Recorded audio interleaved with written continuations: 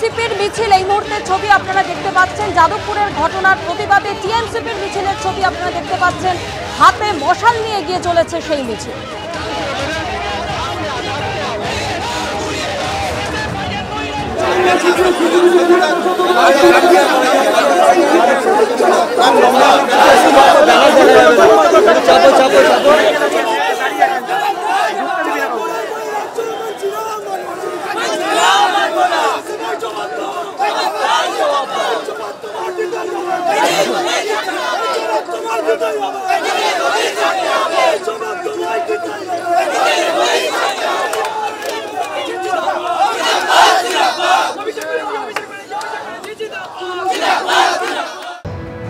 কলকাতার মেয়র তিনি দাবি করছেন তিনি নাকি এই ঘটনা সম্পর্কে কিছুই জানেন না। ঘটনার 24 ঘন্টা পার। ভাবুন, বিকেল 5টা থেকে ঘটনার সূত্রপাত, সন্ধ্যে 6:45 থেকে 7টার মধ্যে এইভাবে গোলাগুলি, দুষ্ট অস্ত্র হাতে তাণ্ডব চলল এবং তারপর বোমাবাজি একেবারে মাঝরাতে।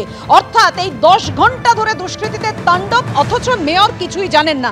একের পর এক সিসিটিভি ফুটেজে সেই ছবি আপনাদের সামনে রেখেছি, যখন অস্ত্র হাতে ঠিক এভাবেই দুষ্কৃতীরা দাপিয়ে বেড়াচ্ছে গুলশান কলোনিতে।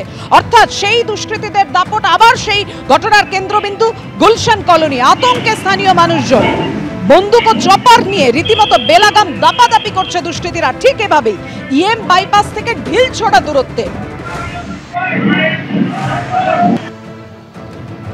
মাত্র কয়েক কিলোমিটার দূরে আনন্দপুর থানা, তার মধ্যে গুলশান কলোনিতে একেবারে এইভাবেই গুন্ডারাজের অভিযোগ সামনে এসেছে।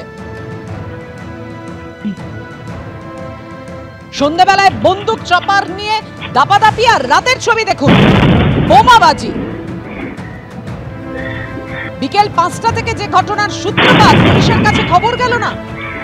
যদি খবর যায় তাহলে এই ঘটনা ঘটলো কিভাবে? কোথায় ছিল পুলিশ? প্রশ্ন উঠছে নিরাপত্তা নিয়ে, প্রশ্ন উঠছে সুরক্ষা নিয়ে। বারবার খবরের শিরোনামে উঠে আসে গুলশান কলোনি। কেন গুলশান কলোনি বারবার খবরের শিরোনামে উঠে আসে? তার পিছনে কারণ হচ্ছে যে এই বিপুল সংখ্যক জমি এবং তার পাশাপাশি মাছের ভেড়ি। আমরা এই মুহূর্তে যে জায়গায় দাঁড়িয়ে রয়েছি, এটা হচ্ছে একেবারে 108 নম্বর ওয়ার্ডের গুলশান কলোনি এলাকার মধ্যে পড়ে, যেখানে প্রচুর সরকারি খাস জমি রয়েছে, যেখানে অবৈধভাবে ভরাট করে সেখানে একের পর এক বহুতল উঠে যাচ্ছে বেআইনিভাবে, এবং তার পাশাপাশি কিন্তু অবশ্যই মাছের ভেড়ির দখল। এই সমস্ত কিছু নিয়েই কিন্তু রাশ যার হাতে থাকবে তার কাছে কিন্তু থাকবে এলাকা, এমনটাই কিন্তু মনে করেন এখানকার স্থানীয় মানুষজন। এবং গত যখন নভেম্বর মাসে, অর্থাৎ 2024 নভেম্বর মাসে যখন সুশান্ত ঘোষের উপরে আক্রমণ হয়েছিল, সেই আক্রমণের ঘটনাতেও কিন্তু গুলশান কলোনির যোগ উঠে এসেছিল এবং গুলশান কলোনি কিন্তু অন্যতম আলোচ্য বিষয় ছিল। এবং বারে বারে এই ঘটনা কিন্তু দেখাচ্ছে যে গুলশান কলোনিতে গতকালও যে দুষ্কৃতী তাণ্ডব হয়েছে, তার পিছনে কিন্তু এলাকা দখলের লড়াইটাই কিন্তু মূল উদ্দেশ্য। এলাকা যার হাতে থাকবে তার কাছে কিন্তু থাকবে মাছের বেড়ি এবং এই সরকারি খাস জমি, যে সমস্ত জমির উপরে অবৈধ নির্মাণ এবং বিভিন্ন জায়গা থেকে কিন্তু মানুষজনকে এখানে এনে বসিয়ে দেওয়ার একটা তাগিদ, সেই জায়গা থেকে উপার্জন হয় সেই কোটি কোটি টাকা। সেই টাকাই কিন্তু মূল উৎস এই গুলশান কলোনিকে কেন্দ্র করে এখানকার রাজনীতির এবং তার পাশাপাশি এখানকার দুষ্কৃতী রাজের। ক্যামেরা দিব্যেন্দু সিংহ সাথে অনির্বাণ বিশ্বাস, এবিপি আনন্দ, কলকাতা।